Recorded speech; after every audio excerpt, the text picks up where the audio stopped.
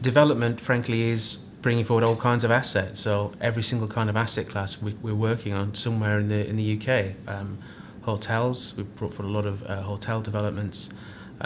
Even going all the way across to mixed use and residential. We work together across product groups, if you like, so real estate lawyers and construction lawyers and tax, all working together on individual projects and for individual clients, so that we share best practice, both in terms of what we're doing and what we're learning and what we're seeing in the market, but also making sure that that client gets best value by all of its lawyers providing it with a joined up development service. The team works together on client service team lines, so every client has a service team of people of mixed sort of levels of qualification.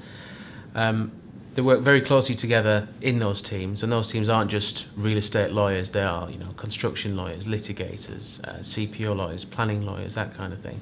And they work really closely together and pretty tight-knit teams. So, for example, this morning I started the day with a client service team meeting for a particular client where we had, I think, about 15 or 16 lawyers in the room. There's only 2 partners in there, and people are talking about their individual experience working on different assets for that particular client, understanding what's going on within that client organisation and what their key priorities might be, and just sharing best practice with each other, really.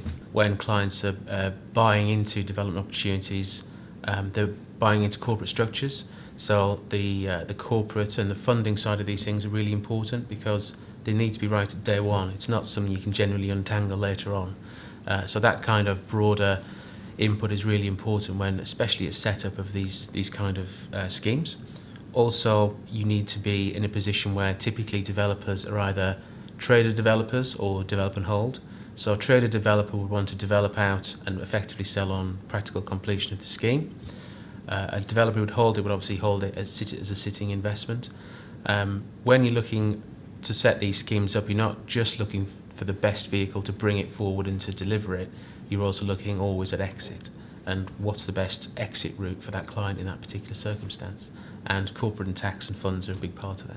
We've acted on both sides of most major transactions, so we tend to understand the key drivers of the individual stakeholders. So if you're bringing a new development project to me and I'm sort of looking at that, I tend to look at it in the round and look at, okay, so this is what is best for you to do, this is what that stakeholder will particularly want out of the deal, that's what that stakeholder will want out of the deal. In order to bring those together and produce a product that's going to work for everybody, you need to understand those different viewpoints and bring them together, whether it's into how you structure the deal or how you deliver it.